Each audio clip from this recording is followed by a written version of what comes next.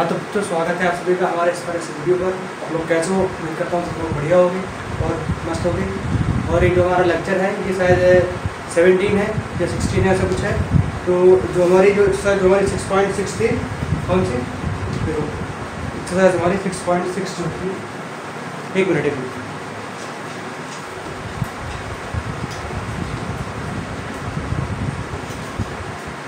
जो हमारी एक्सरसाइज 6.6 थी, एक्सरसाइज 6.6 जो थी, इसके शायद हम 5 क्वेश्चन पिछले लेक्चर पे पूरे हो चुके थे। और जो छठवां है, मतलब हमें यहाँ से स्टार्ट करना है, ठीक है।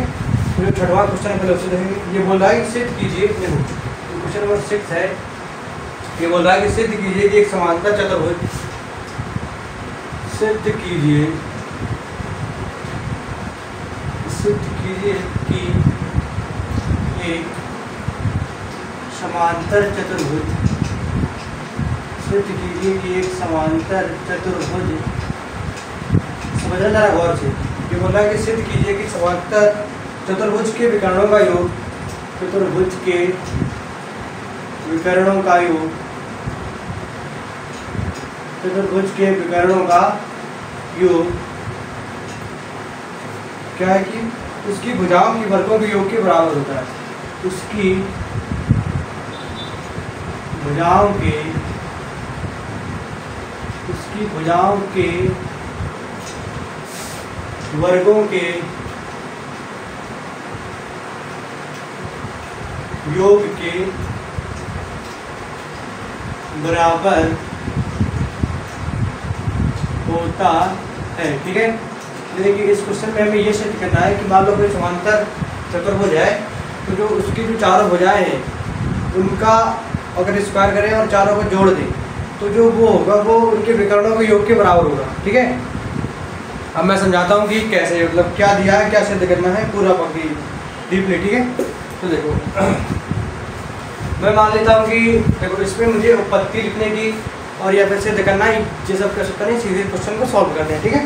तो देखो मैं एक वो मानता हूँ, क्या है ये, ठीक है, आयत नहीं, समांतर चतुर्भुज, ठीक है। देखो समांतर चतुर्भुज कुछ ऐसा होता है कि नहीं, इसकी प्रॉपर्टी होती है कि इसके आमने सामने की भुजाएं क्या होती है, बराबर होती है, ठीक। अब देखो this is point A, this is point B and this is C and this is D, okay. अब देखो हमें क्या करना है, इसमें हमें सिद्ध करना है कि देखो, और इसके विकर्ण क्या है, ये हो गए इसके विकर्ण। अब तो मुझे सिद्ध करना है वो मैं एक रफली मतलब लिख के दे रहा हूँ, जो मुझे क्या करना है, सिद्ध करना है। ये बोल रहा है कि इसकी जो भुजाएं हैं, तो पहली भुजा कौन सी है, ए बी, उसका वर्ग प्लस दूसरी भुजा कौन सी है, बी सी, उसका वर्ग प्लस तीसरी भुजा कौन सी है, सी डी, उसका वर्ग प्लस चौथी भुजा कौन सी है, डी ए। इसका वर्ग यानी कि इन चारों भुजाओं का अलग अलग वर्गों का योग इनके विकर्णों के योग के बराबर होता है। विकर्ण हो गया, एक हो गया डी बी का वर्ग प्लस ए सी का वर्ग, ओके। ये हमें प्रूव करना है। और जो हमें दिया था वो दिया है कि समांतर चतुर्भुज ए बी सी डी है और इसके विकर्ण ये सब, उसको लिखने की आवश्यकता है नहीं, ठीक है। तो अब बढ़ते हैं सीधा किसकी तरफ, कंस्ट्रक्शन की तरफ। कुछ कंस्ट्रक्शन कर लेते हैं, ठीक है। कंस्ट्रक्शन यानी कि क्या, रचना। देखो अब जो रचना हमें करनी है वो ये करनी है कि जैसे ये हमारी भुजा कौन सी है, ए बी है। अब ए बी को थोड़ी सा क्या करना है कि इसको बढ़ाना है, और इस प्रकार से बढ़ाना है कि ये मतलब कोई पॉइंट मान लेता हूँ मैं, कौन सा, this is point E, okay. E point तक हमें इसको, ए बी को हमने क्या किया, इंक्रीज किया। फिर मुझे क्या करना है कि इसको ऐसे ऐसे करते हल्का हल्का इससे डी से जोड़ देना है, ठीक है। और ये क्या हुआ हमारे, ये दिस इज परपेंडिकुलर, ठीक है। क्या ये लंब है, लंब होगा नहीं होगा, बिल्कुल लंब होगा। और इसी प्रकार से सेम इसी तरह से एक लंब में ये डाल देना है, ठीक है। ये भी क्या है, हमारा लंब भी है। और जो ये वाला पॉइंट, इसको मैं मान लेता हूँ क्या, एफ, ओके। ये पॉइंट हो गया ई, ये हो गया एफ। को नहीं करना, एक समांतर चतुर्भुज दिया ए बी सी डी, उस पर एक उस पर हमें जो सिद्ध करना है वो करना है, मुझे ए बी का स्क्वायर प्लस बी सी का स्क्वायर प्लस सी डी का स्क्वायर प्लस ए डी का स्क्वायर, ठीक है। वो किसके बराबर होना चाहिए, जो उनके विकर्ण कौन से हैं, डी बी एंड ए सी, उनके वर्गों के योग के बराबर होना चाहिए। तो ये हो गया। अब कंस्ट्रक्शन जो हमने किया वो क्या किया कि ए बी को ई तक बढ़ाया, क्या किया कि ए बी को ई तक हमने बढ़ा दिया, और इस प्रकार हमने बढ़ाया है कि जो ईडी है हमारा क्या, ED is perpendicular to EB. Okay, अब देखो सेकंड बात वो क्या है कि हमने एक पॉइंट है दिया यहाँ पर, क्योंकि डीसी पर ए से एक रेखा खींची, एक लंब खींचा, ठीक है, क्या खींचा, एक लंब खींचा जो एफ पर मिलता है, ठीक है, कहाँ पर मिलता है, एफ पॉइंट पर। ओके, अरे कुछ नहीं, सिंपल सी बात है कि एक भुजा दी हमारी ए बी, तो ए बी को हमें ई तक इंक्रीज कर देना है, और उसको डी से ई से इस प्रकार मतलब मिलाना है कि जो ई डी है हमारा वो परपेंडिकुलर हो जाए किसके, ए बी नहीं, ए ई के, किसके, ई बी है तो ई बात है कि, ठीक है, उसके हो गया। और इसी प्रकार जो हमारा ए एफ है वो हो जाएगा किसके, क्योंकि जो ए एफ है दैट इज परपेंडिकुलर टू किसके, डी सी। ओके, इतनी सी बात क्लियर है। अब सीधे बढ़ते हैं किसकी तरफ, उत्पत्ति की तरफ, ठीक है। दिस इज प्रूफ, क्या बोलते हैं इसको, प्रूफ। अब इसमें प्रूफ क्या करना है, मैं ट्रायंगल ले रहा हूँ, तो मुझे ये प्रूफ करना है, ये मेरे माइंडसेट में होना चाहिए कि मुझे क्या प्रूफ करना है। अब जो प्रूफ करना होता है उसी के अकॉर्डिंग हम मतलब ट्रायंगल लेते हैं, कुछ भी जो भी करना होता है करते जाते हैं, लास्ट में प्रूफ कर देते हैं, ठीक है। तो मैं ट्रायंगल ले रहा हूँ, कौन सा ट्रायंगल, डी ई ए, कौन सा ट्रायंगल डी ई ए में मैं लगा रहा हूँ पाइथागोरस थ्योरम, क्या, पाइथागोरस थ्योरम, ठीक है, दिस इज पाइथागोरस थ्योरम। अब जो पाइथागोरस ट्रायंगल कौन सा, डी ई ए, देखो अगर जरा गौर से देखोगे तो तुम्हें देखोगे कि ये वाला ट्रायंगल है, ये वाला कौन सा, ये है, और ये क्या है point, this is D, this is A and this is E. Okay, अब यदि इसमें तुम देखो तो जो हमारा डी ई है वो क्या है, लंब है, और ई ए क्या है, वो आधार है, और ए डी क्या है वो कर्ण है। तो जब पाइथागोरस थ्योरम जो बोलती है वो बोलती है कि जो ये क्या बोलती है कि ए डी यानी कि जो ए डी का वो स्क्वायर है, ए डी का स्क्वायर बराबर होगा किसके, हमारा ई ए के स्क्वायर के प्लस ई डी के स्क्वायर के, ठीक है। इसकी बात तो क्लियर होगी, या इसको कोई बात नहीं, ठीक है, इसको मान लो तुम समीकरण नंबर एक, ठीक है, ये क्या लिखा है, ई डी लिखा हुआ है, ठीक है, क्या लिखा हुआ है, ए डी। अब यदि इसी प्रकार से मैं ट्रायंगल ले रहा हूँ, कौन सा ट्रायंगल, डी ई बी, कौन सा ट्रायंगल, डी ई बी में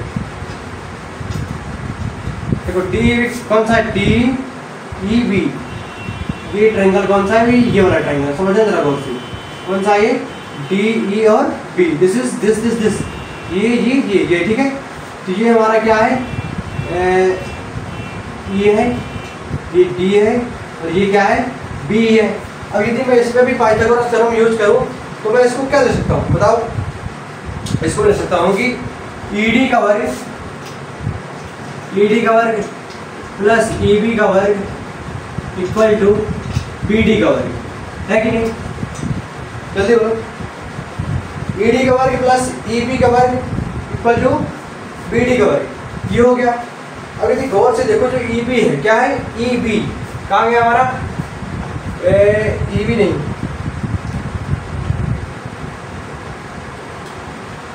ई बी है, क्या है, ई बी, देखो ई बी कितना है, पूरा ये यहाँ से यहाँ तक है, और यहाँ पर भी क्या लिखा हुआ है, ए बी, समझना, ये लिखा हुआ है ई डी का वर्ग प्लस जो ई बी है, ई बी को मैं दो पार्ट मिल सकता हूँ, ई ए प्लस ए बी, नहीं, ई बी को जो है मैं दो पार्ट्स में तोड़ सकता हूँ, वो क्या है, ई ए प्लस कौन सा, ए बी।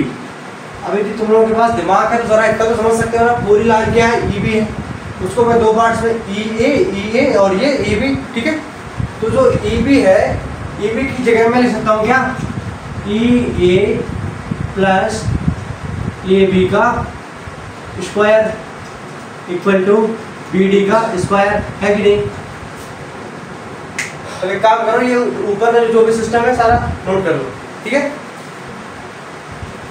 हो गया। अभी आगे बढ़ेंगे, क्वेश्चन काफी लंबा है, नहीं काम करो, नहीं रुको रुको, एक मिनट साइड में कर देते हैं, ठीक है। यदि ये दिखाई दे रहा हो तो इसको करेंगे हम ई डी का square equal to A square plus B का होल स्क्वायर, ठीक है, नहीं ए प्लस बी का होल स्क्वायर, ये इसको बोलेंगे ई ए का स्क्वायर प्लस ए बी का square plus 2 times of E A into A B equal to B D का स्क्वायर, ठीक है।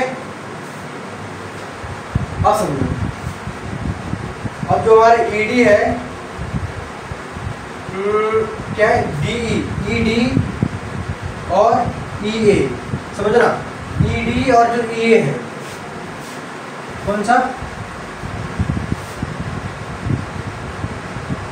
ये कहाँ गया, ई डी और ई ए, ये था ना, इसमें हमने दिया था कि ई डी और ई ए का स्क्वायर किसके बराबर है हमारा, ई डी के स्क्वायर की नहीं, तो ई डी और ई ए की जगह पर मैं क्या लिख सकता हूँ, मैं ई डी का स्क्वायर, बिल्कुल, तो इन दोनों की जगह पर मैं लिख सकता हूँ क्या, ए डी स्क्वायर, तो ये जाएगा हमारा ए डी का स्क्वायर प्लस ए बी का square plus 2 time of E A into A B equal to B D का होल स्क्वायर।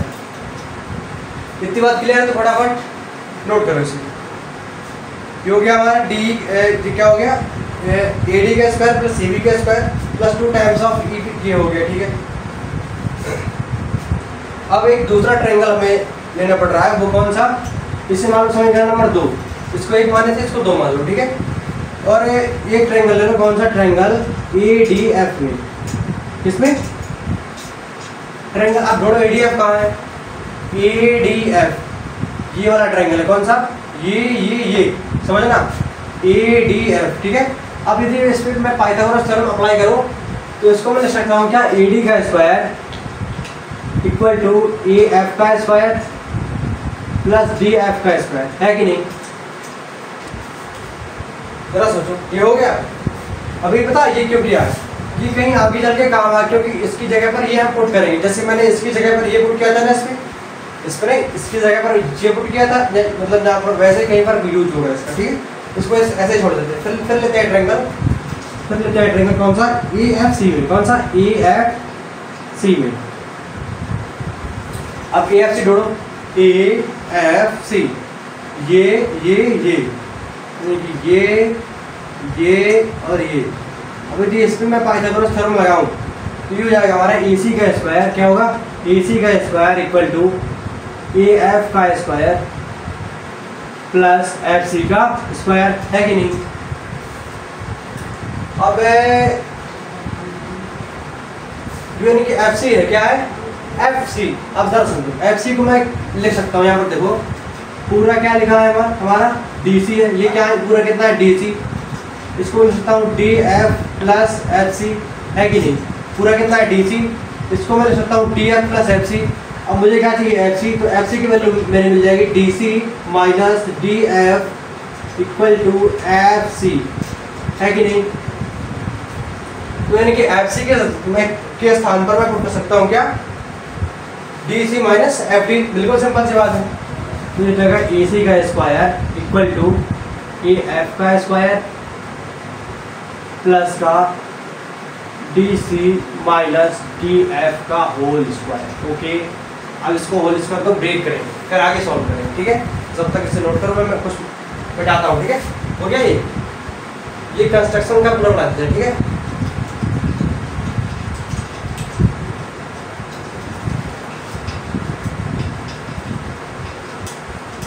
अब इसके बाद ये याद रखना कि इसको भी मैं साफ करने जा रहा हूँ, इसको ये हो जाएगा हमारा कितना कि इसका स्क्वायर तोड़ दो, होल स्क्वायर, तो क्या हो जाएगा हमारा ए सी का square equal to A F का square plus D C square plus D F square minus 2 times of D C into D F, okay. ये हो गया हमारा। अब जो इनकी एफ और एफ डी है, कौन सा, ए एफ और एफ डी क्या है, A F square plus D F square, ये किसके इक्वल है, A F square plus D F square equal है हमारा ए डी के स्क्वायर के, नहीं। तो इन दोनों के स्थान पर मैं क्या कर सकता हूँ, जो कि हमारा ए सी स्क्वायर प्लस ये हो गया ना ए एफ का, देखो ये ए एफ स्क्वायर, ये क्या है D F square, AF square plus BF square that is equal to AD square. तो इन दोनों के स्क्वायर की जगह पर मैं AD स्क्वायर ले सकता हूँ, ठीक है। तो मैंने लिख दिया AD स्क्वायर प्लस DC हमारा सिर्फ बचेगा DC के स्क्वायर प्लस नहीं minus 2 time of DC into DF। Okay, तो दिक्कत इसको चाहो तो इक्वेशन नंबर कुछ मान लो 3 मान लो, है कि क्या मान लो 3। और देखो एक बात तुम लोग जानते हो कि जो है कि हमारा जो ABCD वो क्या है ABCD क्या है, समांतर चतुर्भुज है। क्या है? समांतर चतुर्भुज है। अगर कोई बात समझ में ना आए ना तो पूछो, कोई दिक्कत वाली बात नहीं है, ठीक है। ये हो गया, दिया है कि ABCD हमारा क्या है, समांतर चतुर्भुज है। अब समांतर चतुर्भुज की खास प्रॉपर्टी ये होती है कि उसकी आमने सामने की भुजाएं क्या होती है, बराबर होती है। तो देखो AB के सामने की भुजा क्या है, DC। तो जो AB होगी कौन सी, which one, this is AB is equal to किसके, DC के। And second thing is AD, क्या है, AD is equal to BC के। ये हो सकता है, इसका मतलब होता है, ठीक है। तो इसको भी मैं मिटाऊंगा, ठीक है। करो नोट, देखो पहले करना है ये वाला नोट, फिर करना है ये वाला नोट, फिर इसके बाद ये वाला करना है, ठीक है।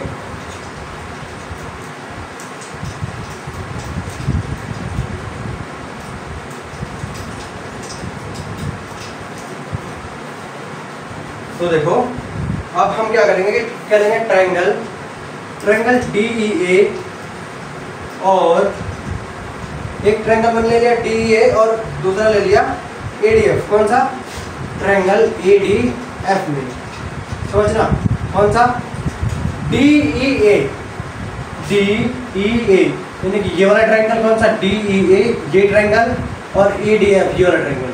यानी कि ये दोनों ट्रायंगल हमने कुछ मैं इनमें हम कुछ करना चाह रहे हैं। देखो इनमें जो एंगल, देखो एंगल DEA जो है वो बराबर होगा एंगल AFD के। यानी कि जो ये वाला एंगल है ये इसके बराबर होगा, क्योंकि दोनों अपने अपने साइड्स पर क्या है, लंबवत है। तो 90 डिग्री का आंसर होगा, तो होगा कौन, तो कितना होगा, 90 डिग्री, ठीक है। यानी कि क्या होगा, यानी कि DEA यानी कि ये वाला एंगल और AFD, देखो एंगल हमेशा बीच वाला माना जाता है, ठीक है। आगे पीछे की तो बताते हैं कि कहाँ से स्टार्ट हो रहा है, कहाँ पर एंड हो रहा है, ठीक है। तो ये हो गया। और एक और एंगल अगर तुम देखो जरा गौर से, देखो ये दोनों क्या है, समांतर एक दूसरे के। तो जो ऐसे जब ऐसे आएगा तो ये वाला एंगल क्या होगा कि इसके बराबर होगा। तो एंगल होगा कौन सा, EAD is equal to angle ADF के।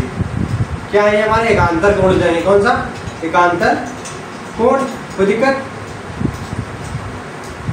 अब यदि किसी त्रिभुज के नहीं, और देखो AD क्या है, AD क्या है, दोनों में कॉमन है, क्योंकि इस वाले ट्रायंगल का बेस भी AD है, इसका भी, यानी कि ये भी AD पर बना है, वो भी AD पर बना है।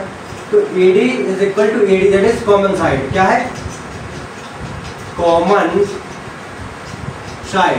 ओके, अब ये समझो तुमने एक सरांक क्षमता मैंने पढ़ाई थी, SAS सरांक क्षमता, नहीं SS नहीं, AS कोण भुजा। SS A नहीं होती, मतलब सरांक क्षमता SS A नहीं होती, लेकिन AS होती है, ठीक है। तो मैं ले सकता हूँ कि अतः ट्रायंगल DEA इज सर्वांशम टू ट्रायंगल ADF। ओके, कैसे, कोण भुजा समरूप होती, क्योंकि पहले एक कोण बराबर हुआ, दूसरा कोण बराबर हुआ, फिर तीसरी भुजा बराबर हो गई। अब अगर दो त्रिभुज हमारे क्या हो गए, अगर हमारे दो त्रिभुज क्या हो गए, सर्वांगसम हो गए, तो उनके कोण और साइड दोनों इक्वल हो गए, है कि नहीं। तो जरा समझो कि हमारी जो भुजा कौन सी, EA, कौन सी EA, ये हमारी बराबर हो जाएगी किसके, DF के, क्योंकि जो ये वाली साइड है वो इसके बराबर हो जाएगी, कोई दिक्कत वाली बात नहीं है, ठीक है। तो अब हम क्या करते हैं कि मैं समीकरण जो हमारा 2 और 2 है और 3 उनको क्या करते हैं, जोड़ता हूँ, ठीक है। समीकरण 2 + 3 से कोई दिक्कत किसी को होनी भी नहीं चाहिए दिक्कत। 3 ये लिखा हुआ है, 2 ये लिखा हुआ है, ये लिखा हुआ है AC, वो लिखा हुआ है BD स्क्वायर। तो देखो AC square plus B D square equal to, इनको लिखो A D square plus D C square, A D square plus D C square minus 2 time of D C into D F. Okay, और इसको लिखो plus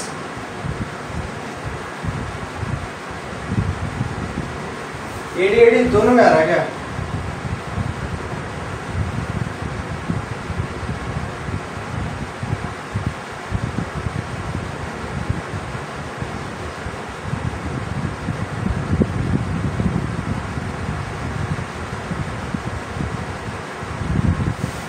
ये AD इस पे भी आ रहा है ना, तो देखते हैं क्या होता है। क्यों गया ई डी स्क्वायर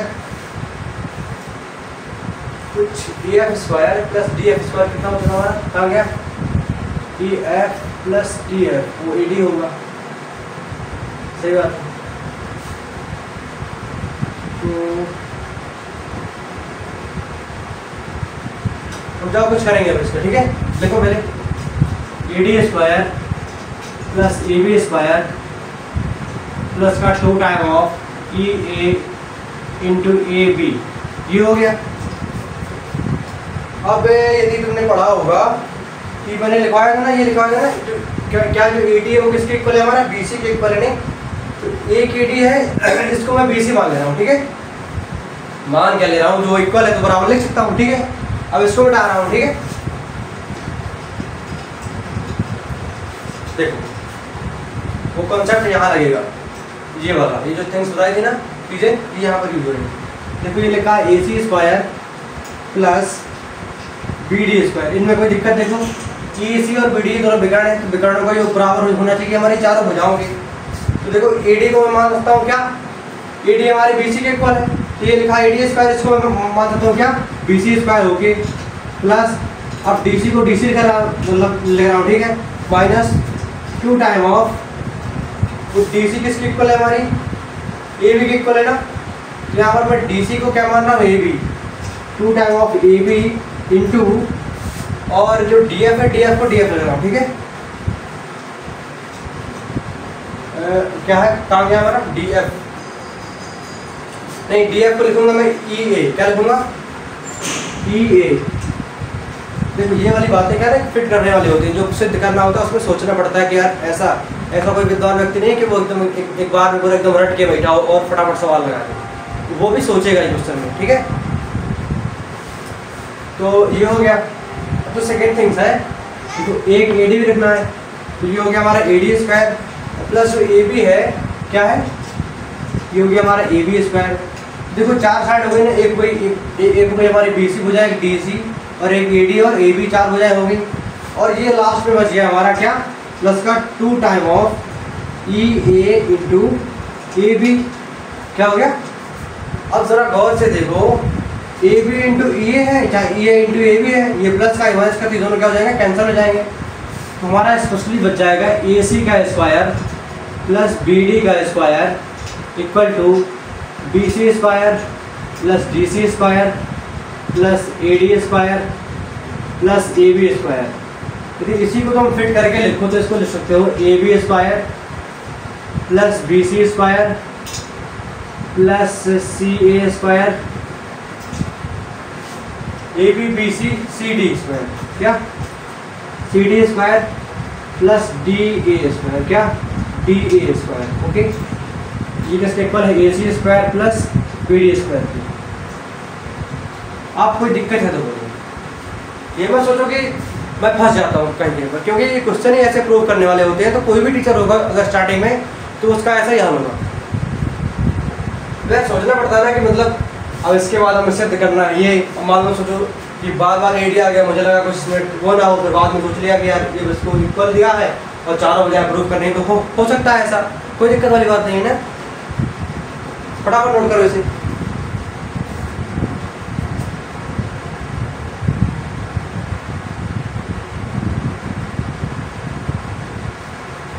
हो गया नोट, आगे बढ़े, पक्का तुम्हें से पूछ रहा हूँ, आगे बढ़े तो ठीक है ना, बढ़ते हैं, फिर बोल रहे हो तो बढ़ो। देखो इसको मिटाए ना, देखो इसको मिटाते हैं, इसका स्क्रीनशॉट ले लो और इन इन क्वेश्चनों को प्रैक्टिस करते रहा करो। जिस दिन तुम लोगों ने इनकी प्रैक्टिस छोड़ दी भूल जाएंगे, और फिर पता है एक बार में समझ में भी नहीं आएगी। जब तक कोई समझाएगा नहीं तो नहीं आएंगे समझ, इसकी मैं गारंटी लेता हूँ, अगर रिविजन करना छोड़ दिए तो। देखो जो क्वेश्चन नंबर हमारा 7 है वो क्या बोल रहा है, 7 बोल रहा है कि हमें एक आकृति हुई है। देखो एक हमें सर्कल दिया हुआ, क्या दिया हुआ है, सर्कल दिया हुआ है, ये सर्कल दिया हुआ है, ये हमारा पॉइंट क्या है, P है। सर्कल थोड़ी बड़ा बनाता हूँ नहीं, ताकि तुम लोगों को कैमरे में एकदम क्लियर दिखे, है ना। देखो ऐसे आपको बहुत क्लियर हो गया, ये दो ये हो गया, ठीक है।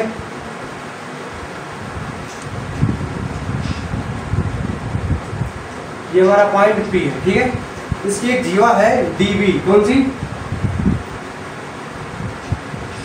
DB, कौन सी जीवा है, DB, ठीक है। और दूसरी जीवा है EC, कौन सी, EC। और ये दोनों जो है कि आपस में क्या है, इस तरह ज्वाइंटेड है, ठीक है। तो देख लो क्या दिया है हमें, बस इतना ही दिया है कि जो EB, EC और DB क्या है, वृत्त की जीवाएं है, वृत्त की दो क्या है कि जीवाएं है। P वो है सेंटर है उसका, ठीक है। P पर क्या करती है, प्रतिच्छेद करती है, ठीक है। अरे यार एकदम सिंपल सी चीज है ये, तो तुम लोग भी लिख सकते हो, ठीक है। मेन बात जो है वो बताता हूँ, ठीक है। हमें सिद्ध क्या करना है, देखो फर्स्ट पॉइंट तो ये है कि उसने बोला है कि ट्रायंगल ABC, देखो ये है, तो बोला कि triangle APC is subgroup to triangle DPB। First चीज हमें ये प्रूव करनी है, और सेकंड थिंग जो है वो ये है कि AP into PB equal to CP into DP, ऐसा कुछ प्रूफ करना है। तो बढ़ते हैं बिना कंस्ट्रक्शन के सीधे प्रूफ की तरफ।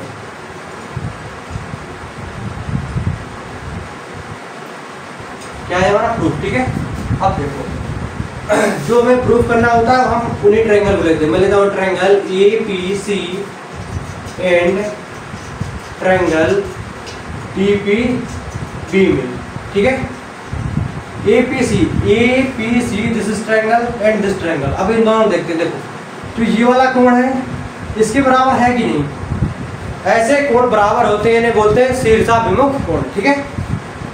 तो लिखो कोण कैसे लिखते हैं, जो बीच वाला पॉइंट होता है वही बताता है कि मेन कोण कौन सा है, और आगे पीछे के जो होते हैं वो डायरेक्शन बताते हैं कि कोण कहाँ से स्टार्ट हो रहा है, कहाँ एंड हो रहा है। अब देखो जैसे मैं कोण P को लिखना है ना, तो इसको मैं लिखूंगा APC, कोण APC ऐसे लिखते हैं। P कहाँ है, मिड में है, A से स्टार्ट हो रहा है और C पे एंड हो रहा है। अब ये बराबर होगा किसके, इस वाले P की, तो इसको मैं लिखूंगा मैं DPB, ठीक है। ये भी लिखता है कि किससे हो रहा है, किससे, शीर्षाभिमुख कोण से, ठीक है। शीर्षाभिमुख कोण, ओके। अब जो सेकंड पॉइंट है वो देखो, सेकंड पॉइंट ये है, ये हो गया। और सोचो सेकंड पॉइंट क्या हो सकता है, सोचो। अब देखो तो ये एंगल होगा इसके बराबर होगा, ये क्या बन रहा है, जेड टाइप का। ये कौन से कोण है, एकांतर कोण है। अब इसको लिखना है तो कैसे लिखूंगा, CAP, angle CAP is equal to angle DBP। क्या है, एकांतर कोण, क्या है, एकांतर कोण, ठीक है। अब किसी ट्रायंगल को समरूप सिद्ध करने के लिए हमें दो ही चीजों की आवश्यकता होती है। अगर हमने उसके दो एंगल इक्वल कर दिए तो ए समरूपता से वो समरूप हो जाता है। तो अतः हम ये लिख सकते हैं क्या, ट्रायंगल APC इज समरूप टू ट्रायंगल TPB। कैसे? AAA समरूपता से, कोण कोण समरूपता से बोल सकते हो कि कोण कोण कोण समरूपता, क्योंकि अगर किसी ट्रायंगल के दो ट्रायंगलों के आपस में दो कोण बराबर हैं तो तीसरा ऑटोमेटिकली बराबर होता है। ठीक है, अब जो सेकंड पॉइंट है हमारा प्रूफ करने वाला, अब तुम लोग ये जानते हो कि जो समरूप त्रिभुज होते हैं, ये मुझे लिखने की आवश्यकता नहीं है, जो समरूप त्रिभुज होते हैं उनकी संगत भुजा क्या होती है, रेशियो पे होती है, यानी कि अनुपातिक होती है। यानी कि समरूप त्रिभुजों की संगत भुजा क्या होती है, अनुपातिक होती है, सिंपल सी बात है। तो जब ये त्रिभुज इसके हमने समरूप सिद्ध कर दिया ना मैंने, अब देखो AP भुजा इसकी कौन सी है, AP भुजा, इसकी AP भुजा और उसकी कौन सी DP भुजा, इसकी AP अपॉन उसकी DP इक्वल टू, फिर इसकी कौन सी, तो देखो इसकी CP उसकी BP, इसकी कौन सी CP उसकी BP, तो CP अपॉन BP। अब जब हम इनका तिर्यक गुणा करवाते हैं तो क्या होगा हमारा, AP into BP equal to DP into CP। क्या हम यही प्रूफ करना था सेकंड वाले में, जरा फोकस करो, सेम एज दिस, इसे भी फटाफट नोट करो, प्रैक्टिस करते रहना। ये बात मेरी एकदम, ये समझ लो माइंड में बैठा लेना यार, अगर सफलता चाहते हो एग्जाम में, बोर्ड एग्जाम में।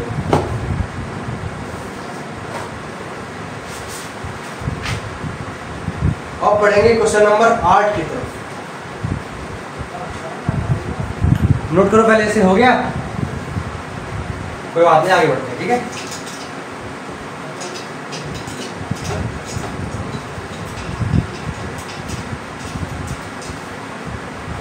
अब जो क्वेश्चन नंबर 8 है वो भी कुछ इसी प्रकार का ही है, लेकिन इसका चित्र जो है कुछ अलग दिया हुआ है। देखो एनसीईआरटी ले लो, पेज नंबर 168, कितना है पेज नंबर 168 है, उस पर क्वेश्चन नंबर 8वां देखो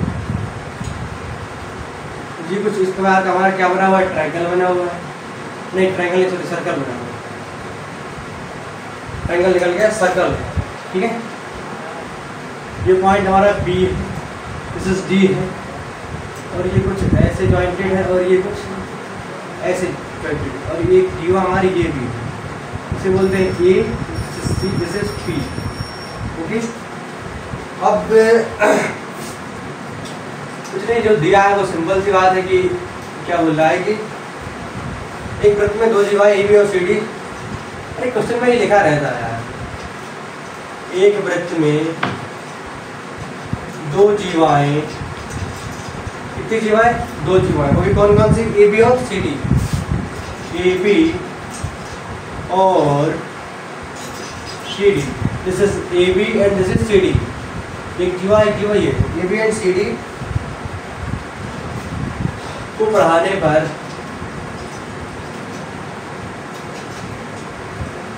दो जीवाओं को, ठीक है, दो जीवाओं AB और CD को पढ़ाने पर P पॉइंट पर मिलती है। ठीक है, यानी कि काटते हैं, प्रतिच्छेद करती है, सम्मिलित होते हैं, कुछ भी मत बोल दो। तो जो हमें सिद्ध करना है पहले वो देखो,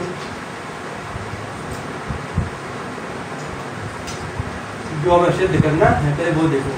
और हमें सिद्ध क्या करना है, सिद्ध करना है ट्रायंगल। देखो फर्स्ट थिंग ये है कि ट्रायंगल PAC इज समरूप to triangle PDB। Okay, and second thing is that PA into PB is equal to PC into PD। Same पहले जैसा है, कोई इस पर दिक्कत वाली बात ही नहीं है। Without construction we are going forward proof।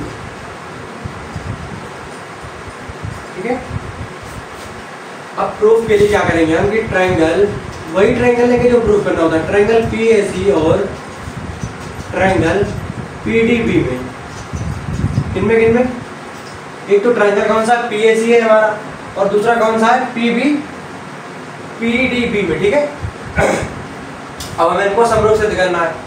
समरूप सिद्ध करने के लिए क्या होती है कि बस दो कोण बराबर कर दो, कोई दिक्कत नहीं है, ट्राई करेंगे बराबर करने का। अब देखो ट्रायंगल जो PAC, this is small triangle, and जो पी बी सी है वो दिस इज फुल ट्रायंगल। तो जो पी है वो दोनों में कॉमन है ना कि नहीं, तो angle P is equal to angle P, ये क्या है हमारा कॉमन है, सिंपल सी बात है।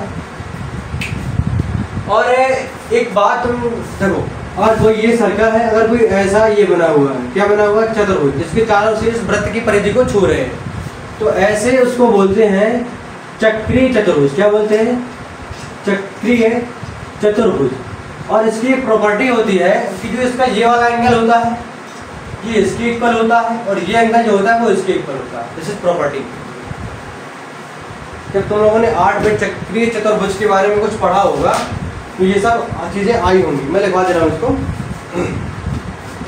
बोला कि जैसा कि हम जानते हैं कि चक्रीय चतुर्भुज का, देखो यहाँ पे लिखा हुआ है कि जैसा कि हम जानते हैं कि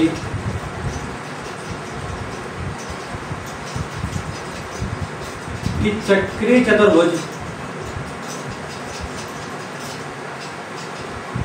चतुर्भुज का बाह्य कोण क्या होगा हमारा, PCA यानी कि ये वाला कोण, ये बाह्य कोण हुआ। चतुर्भुज का जो है बाह्य कोण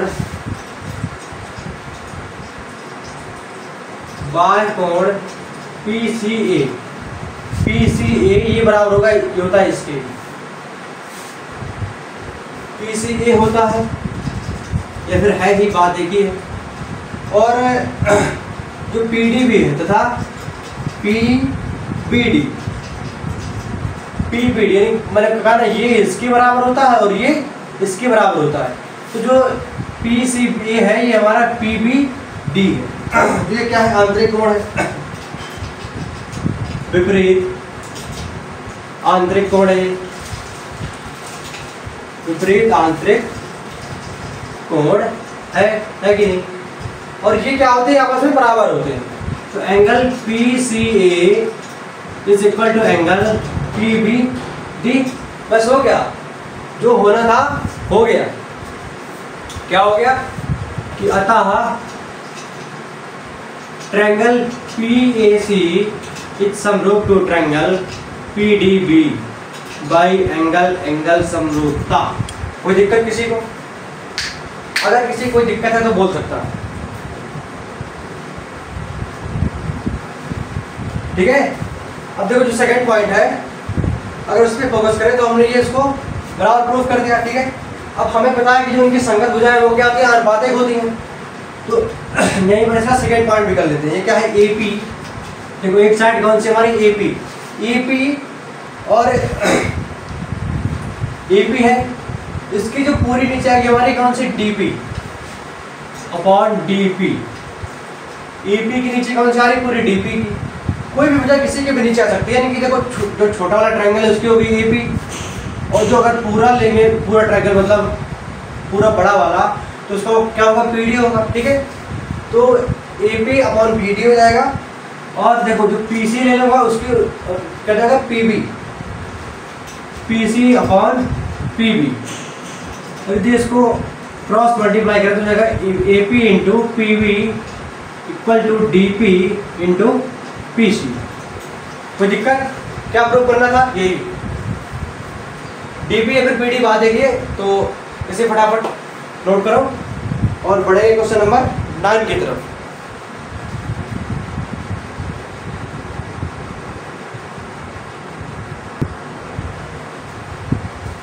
हाँ तो हो गया ये नोट, और बढ़े क्वेश्चन नंबर 9 की तरफ, ठीक है।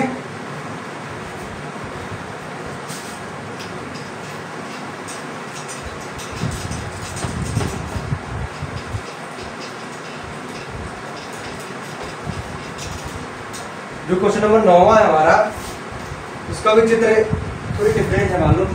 ये बोल रहा है कि एक हमें आकृति दी हुई है, कौन सी, देखो 6.63 दी हुई है, पेज नंबर सेम ही है, ये दी हुई है, देखो कुछ ऐसे दी है, ऐसे है, और ये ऐसा है, और ये ऐसा, ठीक है। बुक खोल लो, उस पर स्पष्ट दिया है। ये जो है, ये जो बाइसेक्टर है, मतलब सब विभाजक है ना, ये उस पर परपेंडिकुलर नहीं है। ये हो गया D, this is B and this is C, that is A, okay. ये हो गया। तो उस पर दिया है पहले वो फटाफट नोट करो क्या दिया है इस पर। ये बोल रहा है कि ABC की भुजा BC पर D बिंदु इस प्रकार है, त्रिभुज ABC की जो भुजा कौन सी है की भुजा BC पर पॉइंट D बिंदु D इस प्रकार है कि किस प्रकार है, कुछ इस प्रकार है कि BD upon CD that is equal to AB upon AC। Okay, अब मैं प्रूफ क्या करना है, देखो जो हमें सिद्ध करना है यानी कि टू प्रूफ, यानी कि जो हमें सिद्ध करना है, ठीक है, वो ये है कि AD जो है, AD एंगल BAC का, देखो इसका अभी तो बताऊंगा, AD जो है कोण BAC का समद्विभाजक है,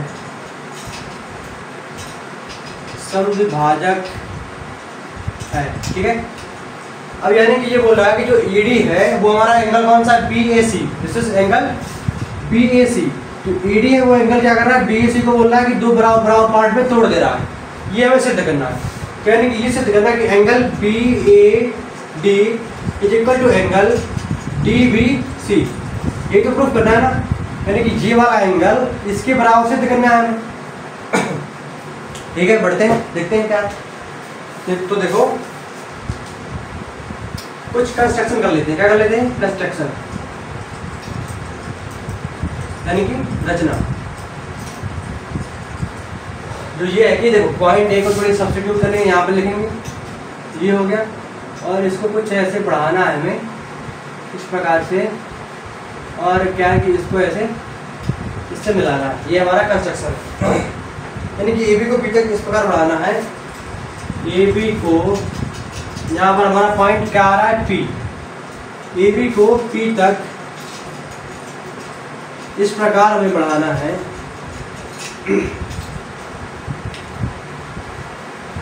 इस प्रकार बढ़ाया कि देखो ये भुजा हमारी ये इसके इक्वल हो गई, AC जो है वो हमारी AP के इक्वल हो गई, और दूसरी चीज़ क्या है कि जो AB है वो हमारी AP के इक्वल हो गई। जी हमने दो काम किए, कितने काम किए, दो काम किए। अब इनका यूज भी करेंगे, ठीक है। तो देखो अब बढ़ेंगे इसकी तरफ, उत्पत्ति की तरफ, यानी कि प्रूफ की तरफ, जो है मेन पार्ट। तो जो उत्पत्ति ये जो हमें दिया है ना, देखो पहले बात में ये दिया है कि BD upon CD equal to AB upon AC, ये क्या है हमें गिवन, क्या है, it is given.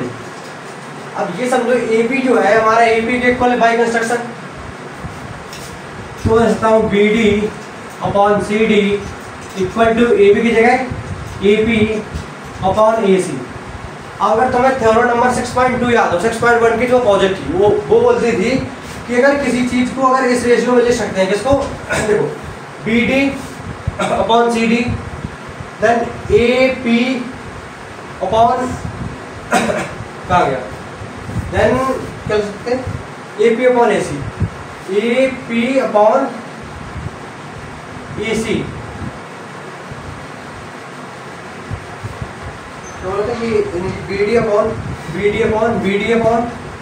CD and जो AP है समझ लीजिए AB अपॉन AC। ओहो, देखो हमें दिया था AB अपॉन क्या दिया था AC, समझना, ये दिया था AB अपॉन AC, तो जो AB तो हमारा सेम रहेगा, समझना जरा गौर से, AB क्या है हमारा, क्या रहेगा, सेम रहेगा। अब जो AC है, AC को मैंने AP के इक्वल, देखो इसको नहीं करेंगे, ठीक है, this is not construction, only to this, ये करेंगे। AC को आपको AP के इक्वल करना है कंस्ट्रक्शन, ताकि ये इसके इक्वल हो जाए। देखो हमें दिया था AB अपॉन AC, तो एक देखो BD upon CD, AB upon AP होना चाहिए ना, तो जो AC हमारा वो AP के इक्वल है, तो इसको कर सकते हैं AB अपॉन AP, ठीक है। तो जो हमारी थर्ड नंबर जो हमारी 6.2 थी, कौन सी 6.2, वो ये बोल रही थी कि अगर मान लो तुम्हारा इसका और इसका रेशियो अपन इसका और इसका रेशियो अगर बराबर है तो जो ये रेखा होती है इसके क्या होती है, समांतर होती है कि नहीं। तो यहाँ पर मैं लिख सकता हूँ क्या, बाई यूजिंग थ्योरम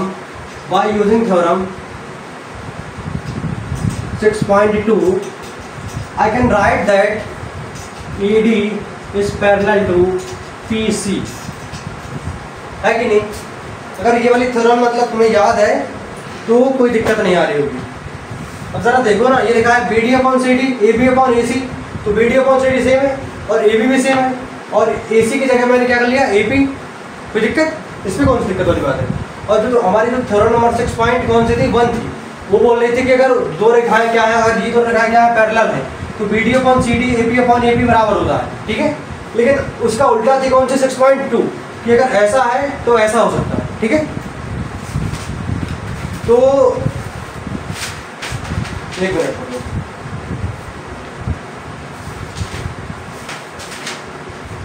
यदि ऐसा है तो देखो, तो ये एंगल होगा, ये वाला एंगल इसके बराबर होगा, नहीं भाई ये दोनों समांतर हो गई, तो समांतर रेखाओं की जो क्या होता है ना, संगत कोण होते हैं ये, नहीं तो ये वाला इसके भी बराबर होगा। तो लिखो एंगल APD, कौन सा एंगल BD, देखो एंगल BAD, एंगल BAD यानी कि BAD यानी कि ये वाला जो एंगल होगा BAD यानी कि जो ये वाला एंगल होगा वो बराबर होगा इसके, किसके, APC के, एंगल APC के इक्वल होगा। क्या होंगे, संगत कोण होंगे हमारे। अगर कोई दिक्कत है तो बोल दो अभी। और देखो जो हमारा कौन सा होगा DAC जो है, अच्छा ये वाला होगा, ये इसके बराबर होगा क्योंकि इन्हें बोलते हैं हम, क्या बोलते हैं इनको, एकांतर कोण। DAC एंगल होगा हमारा कौन सा DAC, वो बराबर होगा हमारा किसके, एंगल ACP के होना चाहिए शायद, ACP के होगा। ये कौन सा है हमारा एकांतर कोण, कौन सा कोण, एकांतर कोण। जबकि एक बात और थी भाई, बाई कंस्ट्रक्शन थी वो, जबकि बाई कंस्ट्रक्शन हमने ये किया था, क्या किया था कि जो AC है वो इक्वल होगा हमारा AP की, हमने कंस्ट्रक्शन से किया था किसका, AC इज इक्वल टू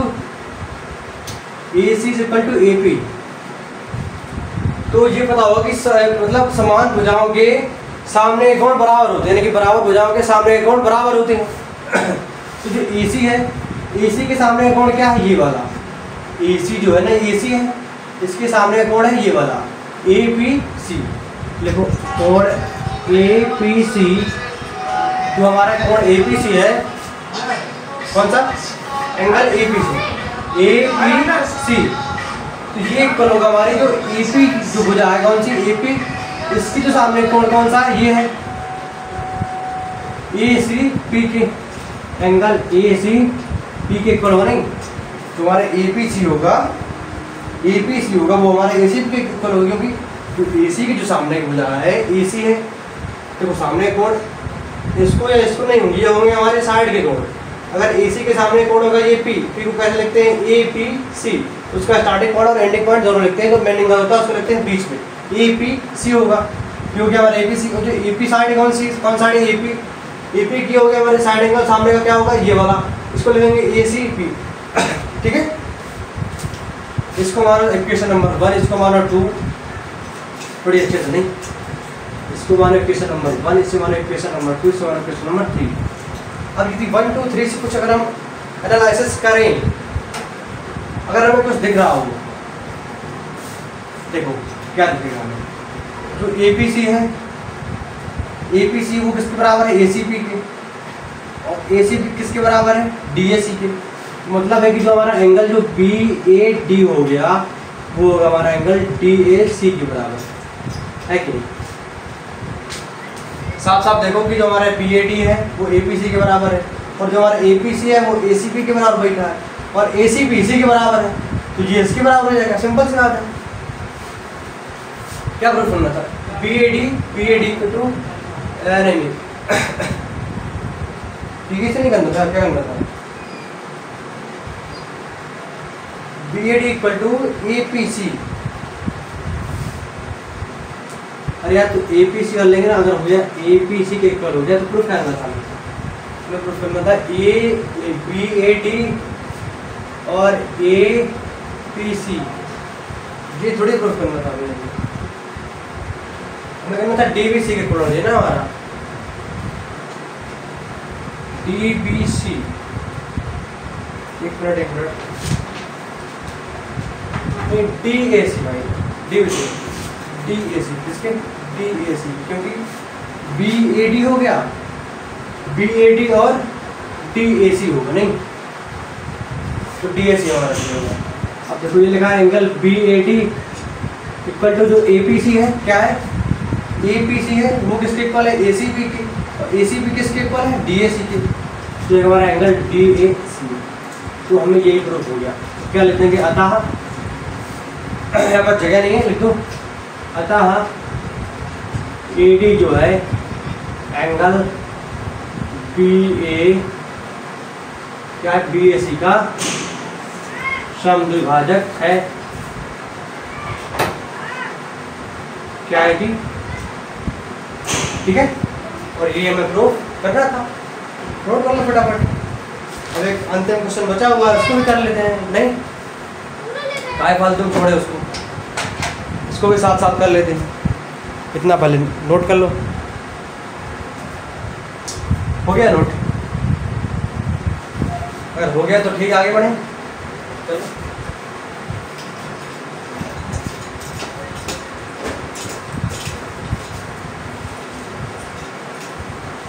अब देखो जो क्वेश्चन नंबर 10वां है वो क्या कह रहा है। क्वेश्चन नंबर 10वां काफी बड़ा क्वेश्चन है। ये बोल रहा कि नाजमा एक लड़की है, क्वेश्चन बोल रहा लड़की को, मैं बता रहा हूँ कि नाजमा है, वो क्या कर रही है, मछली पकड़ रही है, ठीक है। मछली पकड़ने वाले देखो, समझोगे जरा कौन सी, मान लो ये एक लड़की है, ठीक है, क्या है, ये एक लड़की एक खंभे पे बैठी हुई। अब ये क्या है, ये हमारा क्या है, जो पानी भरा हुआ है, क्या है, ये तालाब, समझना, ये क्या है, हमारा वाटर है, ठीक है, ये पानी भरा हुआ है। और ये कौन है, हमारी नाजमा बैठी हुई है, कौन है, नाजमा, ठीक है। अब इसके हाथ में मछली पकड़ने वाली एक वो है, क्या है, होती है ना जो भी, इसके हाथ में मछली पकड़ने वाली एक छड़ी है, वो कुछ ऐसी है, कैसी है, ऐसी है। और उसकी जो पानी से जो दूरी है ना, यहाँ से कितनी, उसकी जो लेवल से जो उसकी डिस्टेंस है ना, ये हो गया पानी का स्तर, तो ये कितनी है, 1.8 मीटर है, कितना है, 1.8 मीटर, ये लंबाई, ठीक है। और इसका जो ये, और फिर इसका जो डोरी है ये कुछ ऐसी है, ठीक है। और इसकी यहाँ से लंबाई कितनी है, 2.4 मीटर, कहाँ से, यहाँ से यहाँ तक। और ये जो इसकी है, ये दी हुई है हमें 1.2 मीटर, ठीक है। और ये सब दिया हुआ है क्वेश्चन में, वही लिखा जो मैंने बता दिया। फिर वो बोल रहा है कि जैसे मतलब मछली इसमें फंस जाती है, क्या होती है, जैसे मछली फंस जाती है तो वो उसको खींचना स्टार्ट करती है, और जब उसको खींचना स्टार्ट करती है, यानी कि इसको, है कि नहीं, पहले इसकी लंबाई देखो क्या होगी। इसे मान लो तुम, एक मिनट, तुम इसे मान लो A, क्या मानो, इसे मानो A, और इसे मानो B, और इसे मानो C। तो इसको मैं अलग से एक ट्रायंगल बनाता हूँ, देखो वही है, उसी को उठा करके यहाँ पर रख दिया। ये हो गया हमारा A, ये हो गया B, और ये क्या हो गया C, समझना। नाजमा एक लड़की है, वो तालाब के किनारे बैठी हुई है, कोई खंबा उसमें बैठी हुई है, ये जो छड़ी है, ये उसकी पकड़ने वाली छड़ी जो होती है लकड़ी की, वो हो गया। और ये क्या है, धागा है, ऐसे है, तो जैसे मछली मतलब फंसती है तो ये उसको खींचती है, और खींचती कितने स्पीड को, कुछ स्पीड दी हुई है, स्पीड जो है इसकी, तो जब उसको खींचती है ना, तो इसकी स्पीड दी हुई है, ये दी हुई है 5 सेंटीमीटर पर सेकेंड, यानी कि 1 सेकेंड में 5 सेंटीमीटर वो समेट लेती है, और 60 सेकेंड नहीं, और क्या है, 12 सेकेंड तक समेटती रहती है। आगे की बात है, बताएंगे अभी, पहले इतना देखो, पहले हम इसकी लंबाई प्राप्त करेंगे। ये कितना है, 1.8 मीटर दिया हुआ है, ये कितना दिया हुआ है, 2.4 मीटर। अब मुझे चाहिए AC की लंबाई, तो इसमें लगाऊंगा पाइथागोरस थ्योरम, ये होती है AC square equal to AB square plus BC square, okay. तो देखो AC square equal to AB की वैल्यू क्या है 1.8 का स्क्वायर प्लस जो BC है उसकी कितनी है 2.4 का स्क्वायर, कितनी है 2.4 का स्क्वायर, तो हो जाएगा AC स्क्वायर इक्वल टू 1.8 का कितना होता है 3.24 होता है स्क्वायर, और जो 2.4 इसका होता है 5.76, ठीक है।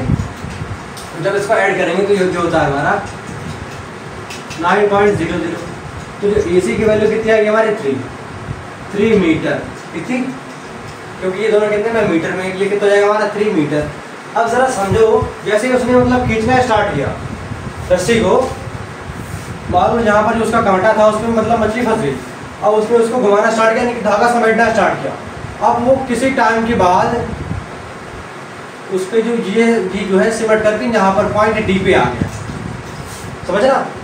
चला मतलब सोचो अपने माइंड में, अगर वो मछली पकड़ रही है ऐसे, उसका वो जो उसकी धागा होता है वो लगा हुआ है, अब जैसे मछली फंसी, अब उसने खींचना स्टार्ट किया, कितना 5 सेंटीमीटर पर सेकेंड, यानी कि 1 सेकेंड में वो इसको 5 सेंटीमीटर ऊपर खींच ले रही है, ठीक है। तो ये जो कांटा है तो मतलब पहले आएगा ऐसे ऐसे ऐसे ऐसे ऐसे, फिर ऊपर उठेगा नहीं। तो मान लो कि वो 12 सेकंड तक खींचती है, मानना क्या उसमें दिया हुआ है कि जो खींचने की जो स्पीड है ना, स्पीड उसकी है वो कितनी है 5 सेंटीमीटर पर सेकेंड, और टोटल कितने 12 सेकंड तक खींचती है।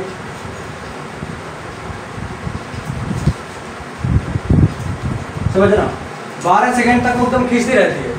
तो जो दूरी होगी यानी कि जो लंबाई होगी किसकी, यानी कि जो खींची गई रस्सी की जो लंबाई होगी, यानी कि वो कितनी खींच पाई होगी, खींची गई रस्सी की जो लंबाई होगी वो बताओ कितनी होगी।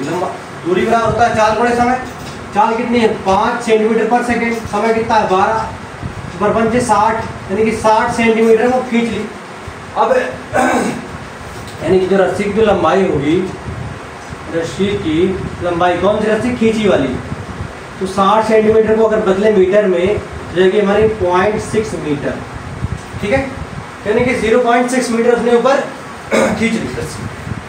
अब समझो, अब मुझे चाहिए AD की वैल्यू, किसकी AD की वैल्यू, अगर AD की चाहिए, जब मुझे AD की वैल्यू चाहिए, मैं कह रहा हूँ AC में से खींची गई रस्सी घटा दूंगा, खींची गई रस्सी जो लंबाई है वो क्या कर दूँगा, घटा दूँगा। अब पूरी कितनी है AC लंबाई है उसकी, अब AC में से उसने खींचा, मान लो इस पॉइंट पे आकर के वो रुक गई खींचते खींचते, 12 सेकंड उसको हो गए, ठीक है।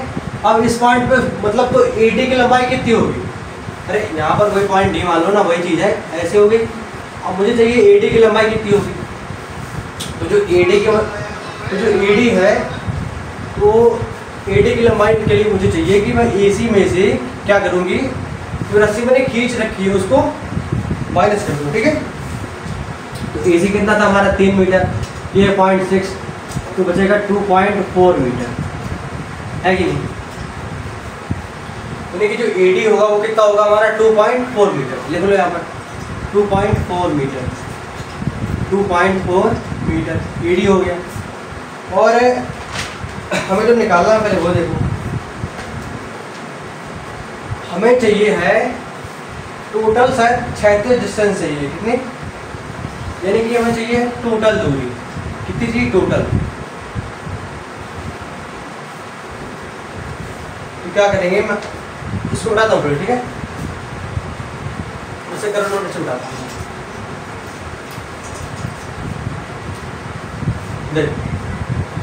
तो AD का स्क्वायर अगर मैं इसमें लगाऊँ पाया होता हूँ, किसमें, इस पे और इस पे, AD का स्क्वायर इक्वल टू AB का स्क्वायर प्लस DB का स्क्वायर, इसका स्क्वायर प्लस इसका इक्वल टू इसका स्क्वायर। तो मुझे चाहिए DB, क्योंकि मुझे DB नहीं पता, ये कहाँ पता है। अब बताओ, मान लो ये यहाँ पर रुकती है, खींचते खींचते ये यहाँ पर रुकती है, तो मुझे इससे कोई मतलब नहीं, मुझे चाहिए ये वाली, ठीक है, क्योंकि अगर मुझे ये वाली मिल गई तो इसको मैं अपने आप निकाल लूँगा, यानी कि 2.4 में से वो कर दूंगा माइनस, तो मुझे ये मिल जाएगी, बाद में तीनों को जोड़ दूंगा, ठीक है। तो AD की कितनी लंबाई है हमारी 2.4, तो 2.4 का स्क्वायर प्लस AB कितनी है 1.8 का स्क्वायर, प्लस फिर क्या है हमारा DB का स्क्वायर, अब 2.4 का होता है 5.76 माइनस करोगे 3.24 इक्वल टू dv का स्क्वायर। तो जब इसको माइनस करोगे तो तुम्हारा बचेगा dv का स्क्वायर इक्वल टू 2.52। जो dv होगा वो बचेगा अंडर रूट 2.52। अब इसी जब इसका वर्गमूल निकालेंगे ना तो कितना आएगा dv square, dv equal to आएगा हमारा 1.587 अप्रॉक्स आता है। ठीक है, अब इसमें घबराने की बात नहीं है कि सर इसका वर्गमूल कैसे निकालेंगे, मैं भी करके बताता हूँ। ठीक है, तो वो जो पिछला है ये कर लिए नोट, ये वाला कर लिए, कोई बात नहीं। अब देखो वर्गमूल से डरने की जरूरत है नहीं। देखो ये तुम्हारा क्या दिया था 2.52। ठीक है, तुम्हें चाहिए इसका वर्गमूल। भाग विजय करना जानते हो ना, कक्षाट में पड़े होगी ये सब। तो देखो ये 1 बार जाएगा,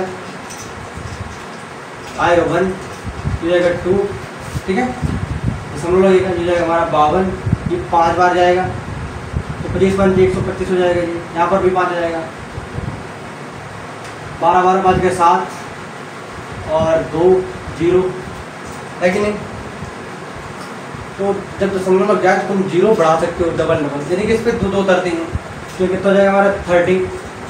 तो ये लगभग 8 बार जाएगा तो 1.5 कितना आ गया 1.57। तो लगभग कितना आ गया, कोई दिक्कत ऐसे निकालना, आगे करते हैं ना तो आ जाएगा। अब जब हमें चाहिए थी टोटल हॉरिजॉन्टल डिस्टेंस, यानी कि जहाँ से वो बैठी है वहाँ से जो जहाँ पर वो उसका कांटा जो रुकता है खींचने के बाद वो कितनी दूर पर रुकता है। अब देखो यहाँ पर उसका कांटा क्या होता है, रुक जाता है। ठीक है, तो यहाँ से मुझे यहाँ तक की दूर चाहिए। अब जो dv के वैल्यू है मुझे देखो, जब मुझे टोटल हॉरिजॉन्टल डिस्टेंस चाहिए ना,